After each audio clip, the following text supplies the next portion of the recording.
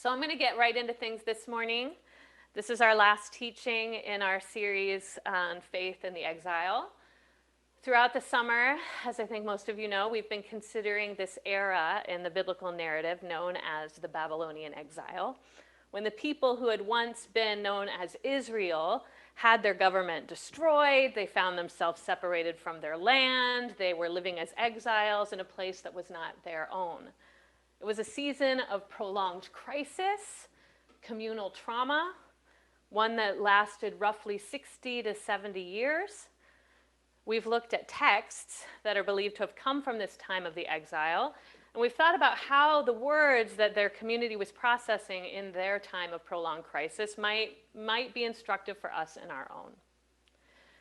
Because for many of us, let's be honest, 2020 has been an exile. It's become almost a cultural cliche, I think, at this point. Another strange or bizarre or just totally horrible thing happens, and we find ourselves half laughing, half crying, responding like, 2020, am I right?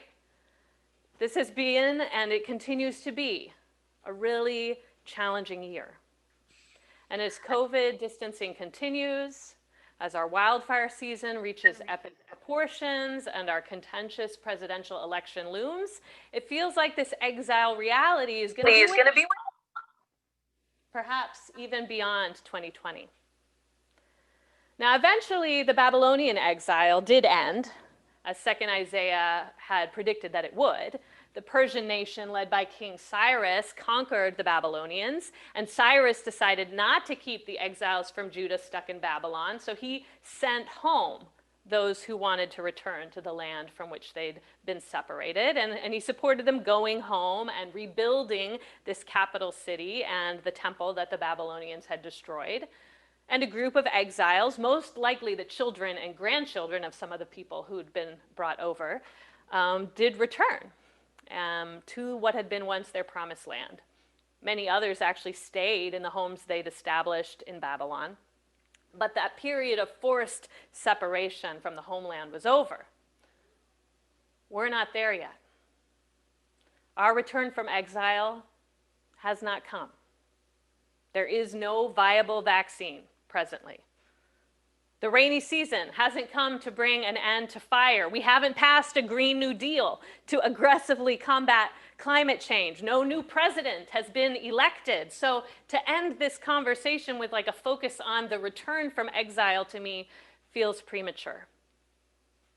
Instead, I want to spend this last part of our discussion around this exile considering the legacy that remains from the exile season in the Jewish faith and the faiths like ours, the Jesus-centered faiths, that have been influenced by it.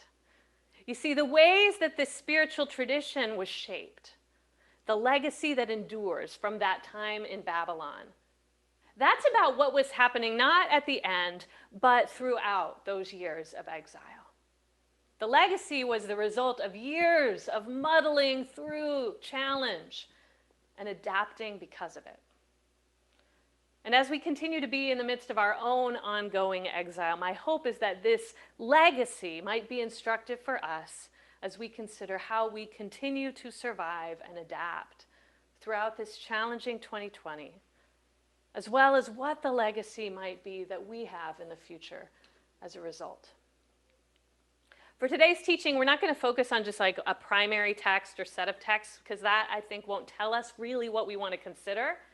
Instead, I'm just going to pull back and look at what scholars would tell us they observe, looking at all the documentation we have about the people of Israel and Judah, how they evolve in the time in the exile. What are some of the big takeaways about how their tradition was shaped by that time? In what ways did they become a community that was different than they were before? I'm going to just share 3 general observations, takeaways, about how this spiritual tradition we call Judaism was really formed by this exile, and consider how for each of them, those adaptations in the exile might also be instructive for us. So the first big takeaway I think is worth noting is this. The community in the exile recognizes their vulnerability and they understand what they can no longer take for granted. The community recognizes their vulnerability, and they understand what they can no longer take for granted.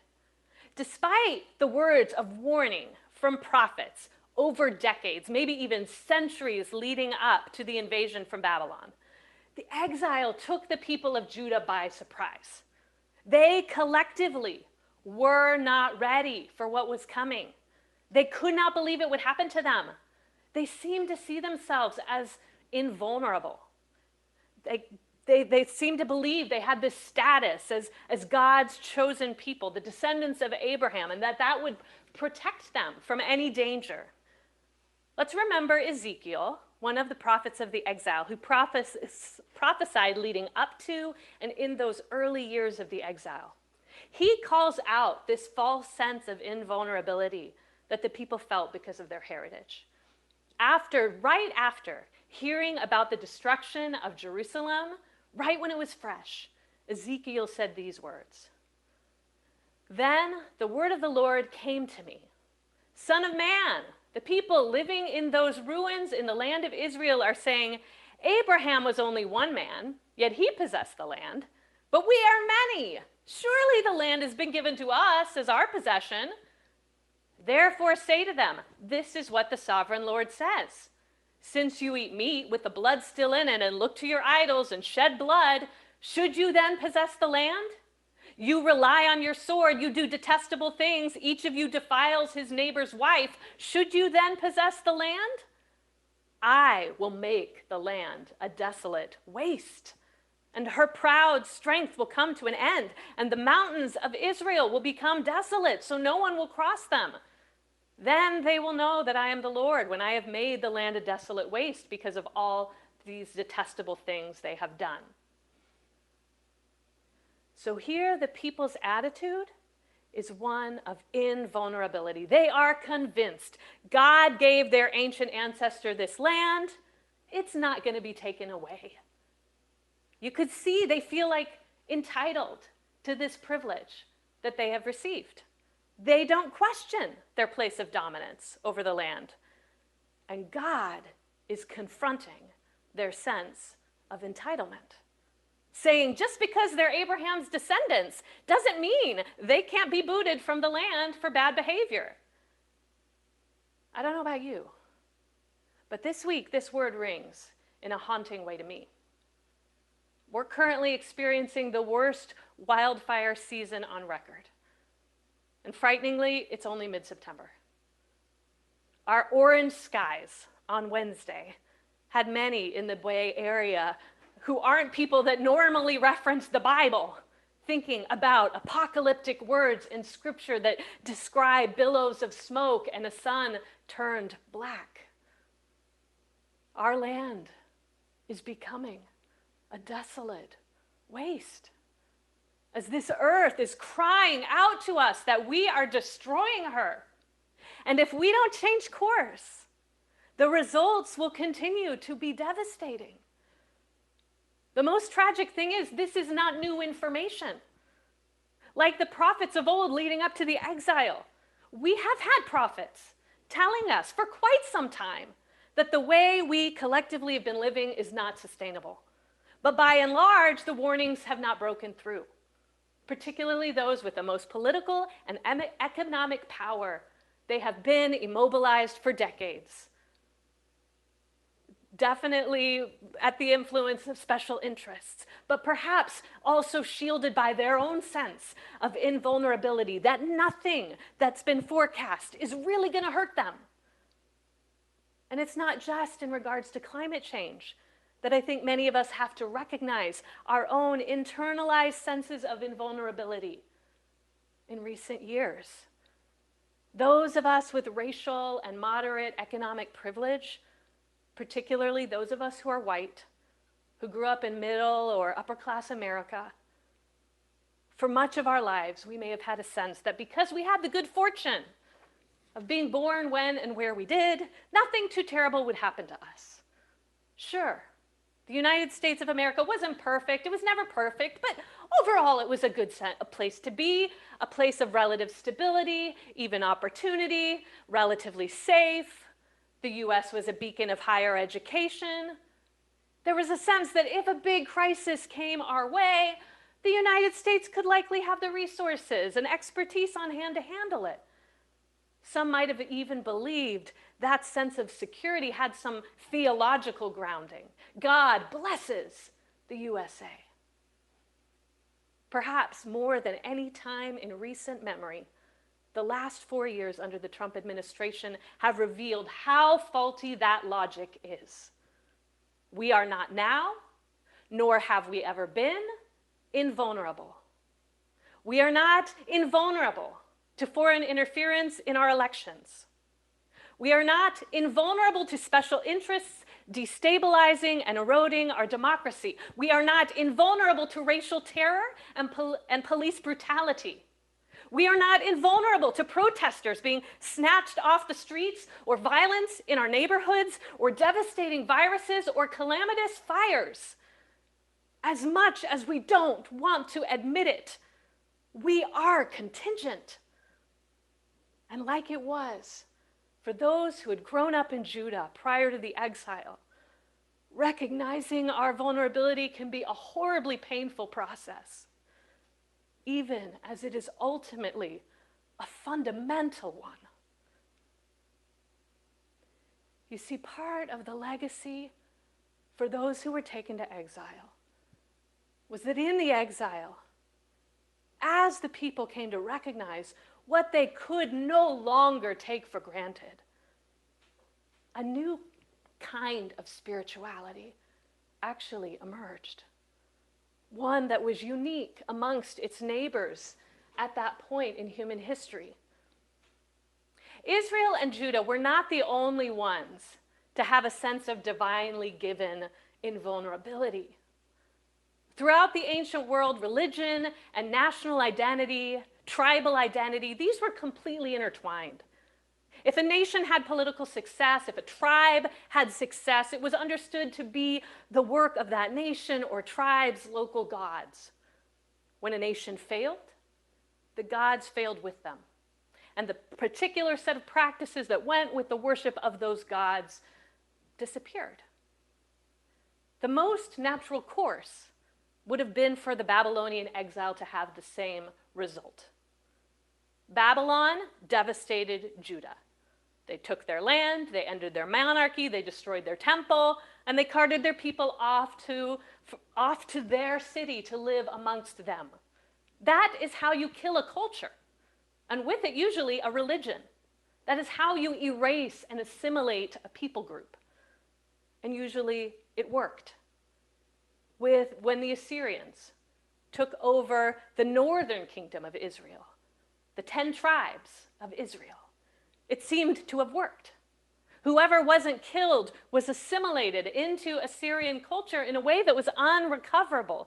Those 10 tribes simply vanished from the historical record. But in Babylon, the community of exiles didn't simply stop worshiping Yahweh, concluding that like this whole religion they'd been raised with was just a sham. Rather, for some reason, their community adapted. It developed a new kind of religion that was different than any of the other ancient neighbors, because this religious community wasn't confined to a certain place and a certain government structure. This religion wasn't built on the assumptions of privilege. It was built from the underside of oppression. This was a religion that was transformed by trauma to be a faith that was more resilient. So, where did the people find that resilience? That brings me to my next observation about the legacy of the exile. In exile, the community identifies a common identity and hope beyond the trauma of exile. I'll say that again. The community identifies a common identity and hope beyond the trauma of exile. One of the things we've spoken of before is the way that storytelling and remembrance played a vital role for the exiles in maintaining their spirituality. In the wake of trauma, rather than simply dispersing in Babylon, the exiles told their stories, repeating their oral traditions they'd inherited for centuries, Also combining those with more recent texts that have been written down and compiling these all together, right, to create the first version of what we call the Hebrew Bible. They looked to these stories to understand how they'd gotten to where they were and how to make meaning of their circumstances. And that creation of the early Bible itself is, of course, a huge part of the exile's legacy. But today I just want to hone in on this particular part of that work because I think it's easy to take for granted or overlook. The people who shared these stories with each other were identifying with these stories together, recognizing ways in which their shared stories now connected them to one another in a unique way and set them apart from their Babylonian neighbors. And as they reclaimed these stories, they gave the community of exile an identity and a hope that was beyond their present circumstances, beyond just this trauma of being in Babylon, and reminded them that they were a part of a bigger story, a story that held them together and gave them something to look towards, even in exile.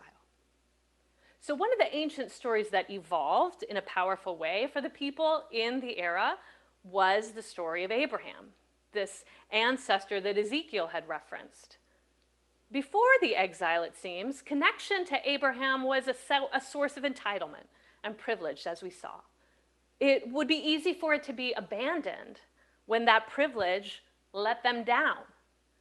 But the opposite thing seems to happen. If we look at documents created before, during, and after the exile, we see that people in the exile evolve in the way they consider Abraham and his story. Some of this has to do with their positioning.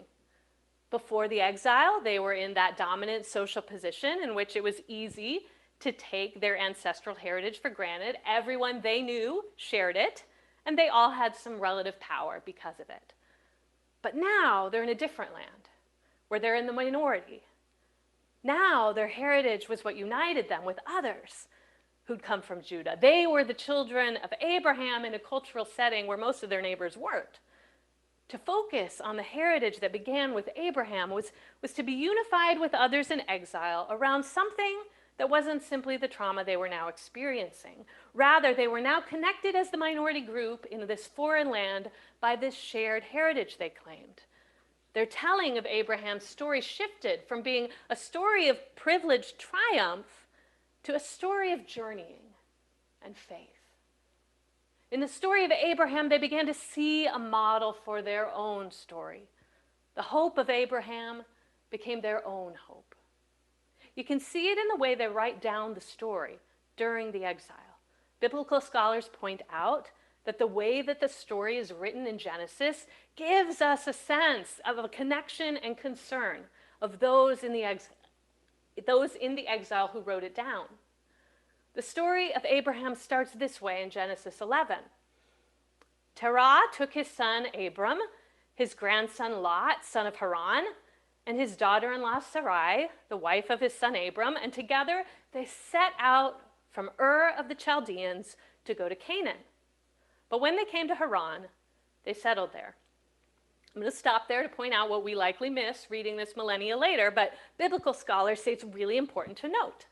What's interesting here is the terminology for where Abram, who would become Abraham, was coming from. Ur of the Chaldeans is what Genesis says. What's significant about saying his family came from there? What's significant is that historically it doesn't make sense, at least as you and I would typically think of history. The Chaldeans were a tribal group that overtook the region of Babylon not too long before the exile.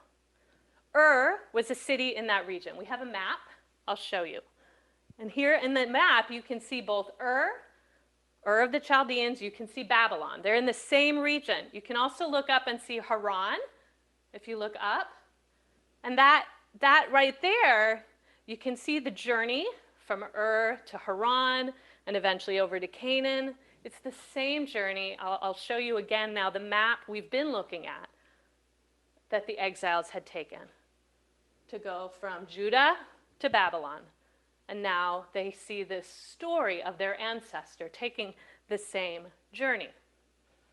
Now again, the Chaldeans wouldn't have been a thing In the era, Ur of the Chaldeans was not a thing in the era that if there was a historical character named Abram, it wouldn't have been that city, it wouldn't have been that people group from which he would have emerged. They weren't a thing. But this tells us that the way that those in exile are telling the story is intentional. They're making the point. This is not just a story of an ancestor coming from any ancient homeland. This is our ancestor coming from the place we ourselves are now in, traveling the same route we have traveled because God was calling them there. Well, the story doesn't stop there. Abram, now in Haran, hears from God in this following chapter. The Lord had said to Abram, "Go from your country, your people, and your father's household to the land I will show you. I will make you into a great nation, and I will bless you. And I will make your name great, and you will be a blessing. And I will bless those who bless you, and whoever curses you, I will curse, and all peoples on earth will be blessed through you." The story the exiles are telling is about an ancestor who was in the same region they were in, being called by God to take a journey that would bring blessing for generations to Abraham's descendants, them, but also to the whole world. Now their heritage is not about their own entitlement. It's about their emerging mission and call, a call to participate in the blessing of the whole earth.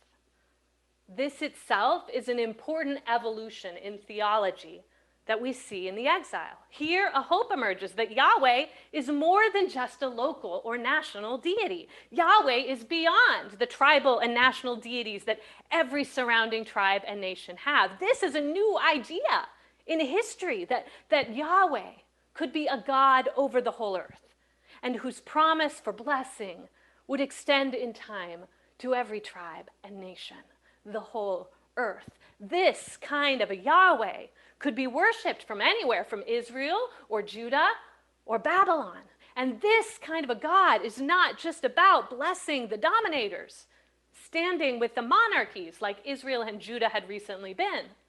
These stories remind the people in exile they were not always powerful.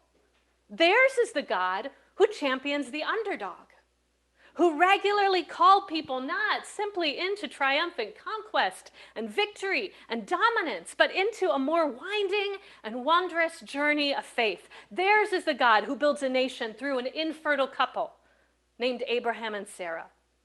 Theirs is the God who revealed God's own self first to a pregnant slave girl in the desert named Hagar. Theirs is the God who stands with scapegoated Joseph and brings him to a place of restoration that saves his people. This is the God that speaks to a man named Moses through a burning bush and calls this person who'd prefer not to speak in public to be the leader that ushers God's people out of slavery. These stories now remind the people from Judah that their heritage has not just been privilege, it has been struggle. It has been challenge. It has been at times beautiful and victorious and at times devastating. But the constant has been and continues to be a connection with a divine creator that goes beyond the present place or set of circumstances to journey with them through a bigger story that is enduring. Toward the end of the exile, another prophet speaks to the people about their heritage in the Abraham story. But here we see the prophet in 2nd Isaiah is no longer critiquing the people for the way that they're regarding their history like Ezekiel had done. Instead, the prophet is offering that shared history as a sign of hope and inspiration. We see it in 2nd Isaiah in these words. "Listen to me, you who pursue righteousness and who seek the Lord. Look to the rock from which you were cut and to the quarry from which you were hewn. Look to Abraham your father and to Sarah who gave you birth. When I called him, he was only one man, and I blessed him and made him many. The Lord will surely comfort Zion and will look with compassion on all her ruins. He will make her deserts like Eden, her wastelands like the garden of the Lord. Joy and gladness will be found in her, thanksgiving and the sound of singing." our heritage can be a source of hope. I recently watched a documentary series after our friend Deborah recommended it. It was a series in 2 parts called The Vote that PBS recently produced on the suffrage movement and women achieving the right to vote, which finally happened 100 years ago this fall. And the film series does a great job of pointing out how the conversations around suffrage that we've often had really simplified what took place. Women were given the right to vote in 1920, is often what our history books have taught us. As if this natural progress of history and like the genuine goodness of the United States and its genuine enlightened ability somehow naturally express themselves in this right being extended to those of us who identify as female. But what the film makes clear is nothing was given to women in 1920.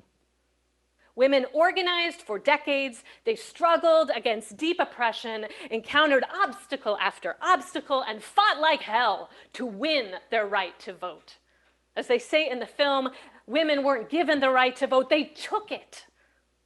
After immense labor and struggle and the sweat and tears of many women who wouldn't live to see the fruit of their labor, 100 years ago, our foremothers won this right. They took this right that now so many of us take for granted.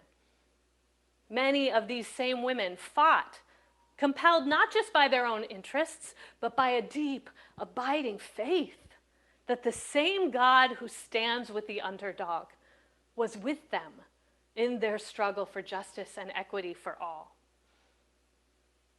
Friends, we have a lot to reckon with as United States citizens, as people of faith, particularly those of us who identify as Christian. Many of our ancestors on both fronts have committed terrible atrocities. And we cannot address the problems of our world if we can't see, name, and confront the negative impacts of our heritage on each of us. But we also have a heritage of the struggle for justice. We have a heritage of journeying towards equity. We, Haven, have a personal heritage of standing up against exclusion and welcoming those who other communities have called unwelcome. Yesterday, I had the opportunity to virtually gather with some of our this year's Haven leaders, the team we've been calling the Haven Vision Team. And as we shared and reflected both on how hard this year's been, but also on what Haven has been before the pandemic, what we hope it will be after, I couldn't help but be reminded, recognize some parallels to this ancient exile community that have been true, I think, of us, historically, us, Haven, and might be part of our own particular journey of adapting and growing through this current difficult season. Because the truth is, many of us who call Haven home have been through traumatic spiritual terrain before. We have been a part of a church tradition that benefited from a lot of privilege. And at times that meant our practice of faith seemed secure, clear, stable, maybe invulnerable. And then trauma came. We found ourselves excluded because of our sexuality, our gender identity, our politics, our race, or because of our view of gender roles. Sometimes that exclusion was quiet but clear, punctuated by awkward silences, unreturned phone calls. Sometimes it was loud and contentious and heartbreaking. For many of us, it might have been natural, perhaps, to just walk away from faith altogether. But for whatever reason, we found we couldn't do that. Something about this faith, particularly for many of us, something about this story of Jesus, something about encounters we knew we had had with the divine as revealed through this person, something about the Jesus who hung out with outcasts and stood with scapegoats, even becoming a scapegoat himself, something about this Jesus still drew us. It wasn't about entitlement. It was no longer from a place of privilege or easy assumptions that we could encounter this Jesus and it would just make everything perfect. Instead, we found ourselves in the places of wonder and mystery. Kind of like the Gospels tell us that Jesus' own friends found themselves in the wake of the trauma of his death. In those resurrection stories, sometimes they're able to recognize him. Sometimes they just feel themselves drawn to the feel of him, even though they can't fully comprehend who is in their midst. For those of us who found ourselves still drawn to that story, we found ourselves united together. And it's been comforting at times, that story, that process. It's also been frightening. We found the truths we once saw as foundational shift beneath our feet. That's a profoundly destabilizing place to be. But like the exiles before us, we have also found a shared identity in our experience of being exiled, but also this sacred unity as we explore together our understanding of a story we're still somehow a part of, a grander story that we understood before, that grander than we ever understood before, of a love so deep and profound for the whole world that it is committed to the renewal of all things, even our troubled nations, our broken religious systems, our fractured communities.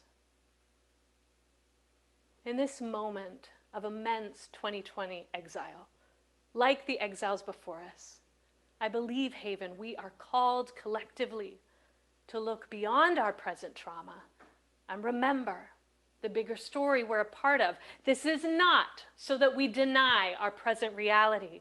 This is not a way to wish it away. I believe this is what we need so we can face it head on and move to meet the challenges ahead, come what may. Finally, this brings me to the final piece of this exile's legacy I want to consider today as we end. As the exiles develop this new collective identity, how does that impact how they live? That's the third takeaway. The community cultivates practices to reinforce their common identity. They cultivate practices to reinforce the common identity. Many of us, if we know anything about the practice of Judaism, we're going to know a few core parts of Jewish practice. I'll just put them up. This is not all of it, but I'm just going to say these are three core parts I think most of us would identify. Male circumcision, the observance of the weekly Sabbath, and participation in a local synagogue. All of these practices in Judaism have deep roots in the exile. Historians make it clear, okay, males were circumcised in Israel and Judah long before the exile. But that was actually true of most men living in that part of the world. Okay? The followers of Yahweh were not the only ones to practice male circumcision in that area. But in Babylon, that was a unique practice. That set the exiles apart. Families in Babylon did not typically cut off their sons' foreskins. And this made the practice take on deeper significance than it had even had before. Now, circumcision was not just the way people dealt with their privates, it was an active choice to resist cultural assimilation and live into a collective identity of those who were the unique descendants of Abraham. Abraham had been circumcised, the story says, as a sign of the covenant with God, so we're going to be circumcised with a hope for that same covenant. Sabbath practice also became much more ritualized in the exile. Again, the Sabbath had been part of life in Israel and Judah, but now it was a countercultural choice to take a day off from work and participate in this communal rest and prayer. It wasn't like everyone was just doing it. That was a choice. That was an act of worship. And then finally, the synagogue developed in this era. That replaced the sacrificial life of the temple. It was less cultic, as historians describe things. It was not about animals being killed to appease an angry deity. Rather, the synagogue developed as a place you could go to connect with others on the Sabbath or through the week and learn the stories that were shaping your practice of faith, the stories of Torah. While there were surely earlier versions of these practices, the gathering to learn Torah, observing the Sabbath, circumcision, when it's in the exile that these practices become ritualized, laying the foundation for the forms we know today. And that is why scholars would refer to this era, the exile, as the beginning of the religion we call Judaism. It's the religion of those who'd been exiled from Judah and learned to adapt their practice of faith beyond sacrifices in a temple.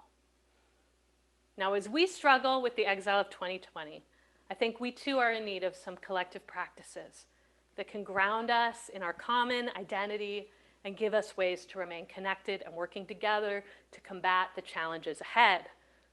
I hope what we're doing here on Sundays is a part of that, but more is needed. More is needed for us personally to weather the challenges of prolonged social isolation this pandemic has presented. Recently, the New York Times just ran a story, "We're all socially awkward now," it was called, speaking to the atrophying of social skills that is happening on a massive scale. And it's natural when we go through prolonged isolation. And in the story, they look at folks who've experienced extreme isolation, before, whether people in prison, astronauts in space, researchers in remote places like Antarctica. And they ask the question, how do those people do when they return? And it really is dependent. Some people have a really hard time re-entering social experiences.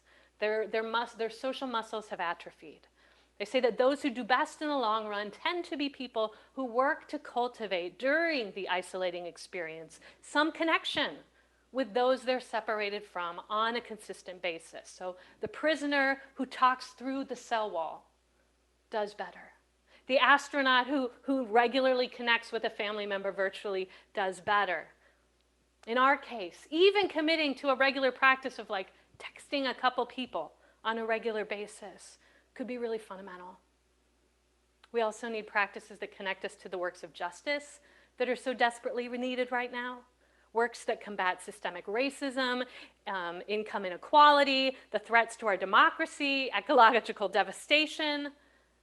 I have been heartened by the conversations we've been having as a community through our documentary discussions, through this book club we're starting. I've also been grateful to see people participating in collective actions, even with all the challenges of the pandemic. And I encourage all of us to keep finding places we can partner with others, people in the Haven community and beyond, to move these initiatives forward.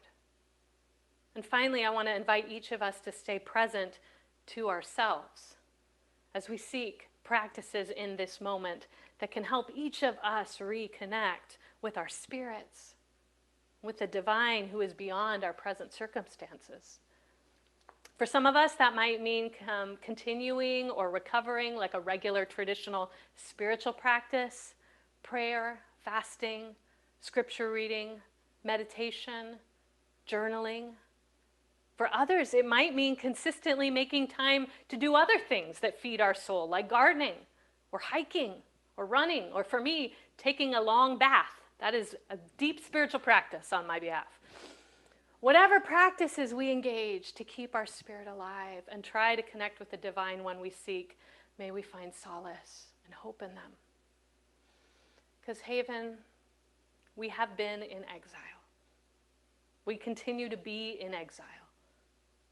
But the good news is that the spiritual tradition we emerged from has had many exiles.